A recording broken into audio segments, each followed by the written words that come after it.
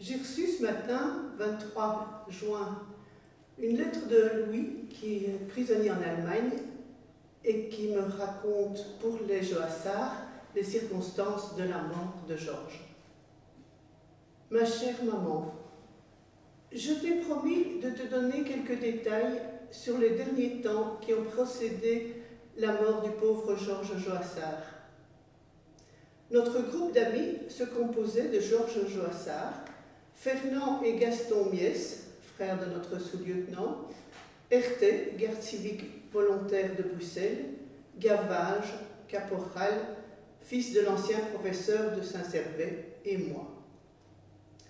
Fernand, Gaston, Georges et moi étions déjà intimement liés chez les volontaires. Lorsque nous rejoignîmes l'Active, le 3 octobre, nous fîmes de suite connaissance avec Herté. Quant à Gavage, c'était pour moi une vieille connaissance. Nous faisions donc ménage ensemble, marchions et combattions toujours ensemble. Georges égayait tout le monde par son imperturbable bonne humeur. Il nous prédisait toujours qu'il serait rentré pour passer son examen en octobre. Notre morale était excellent. Le 23 octobre 1914, vers 10 heures du soir, nous arrivions en première ligne de l'Isère à Saint-Georges. 15 mètres, c'est-à-dire la largeur de la rivière, nous séparait de l'ennemi. Il ne faut pas demander si le combat fut acharné et les corps à corps fréquents. Les obus de formidable calibre, 380, démolissaient nos tranchées et le matin venu, énormément de copains étaient déjà tués. Vers 9 heures, nous vîmes monter doucement en l'air un engin qui avait la forme d'un cigare. Il atteignit 50 mètres et retomba comme un poids mort dans la rivière. Ce fut alors une épouvantable détonation. Toute notre tranchée bascula et une trombe d'eau nous inonda. Nous n'eûmes que le temps de nous redresser pour ne pas être noyés, ce qui fit beaucoup de blessés. Nous perdîmes là toutes nos armes. 10 minutes après, une seconde bombe, mesurant plus d'1 mètre et pesant 150 kilos, tomba juste derrière nous. Ce qui se passa alors est inénarrable.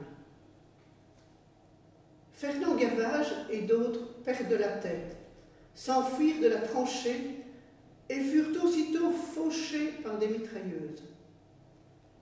Gaston Mies, voyant son frère étendu, ne le crut que blessé, alors qu'à sa blessure, je voyais bien qu'il était tué.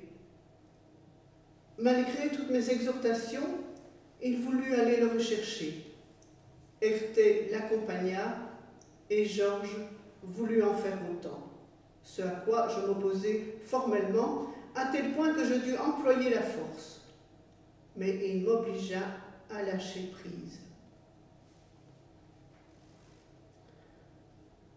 2 mètres à peine, en terrain découvert, il fut touché d'une balle dans le dos, laquelle doit avoir atteint le cœur, car il remua 2 à 3 secondes, puis ce fut tout. J'étais navré. Le pauvre Georges était mort, victime de son héroïsme. 2 heures après, je repassai devant lui et, pensant à ses parents, je lui pris dans la poche un petit peigne noir que sa sœur lui avait donné avant de partir. Je l'ai toujours et je pense que ce petit souvenir lui fera plaisir. Voilà, chère maman, les renseignements que je puis te donner ici. Quant aux parents du pauvre Georges, que leur plus grande consolation soit celle-ci.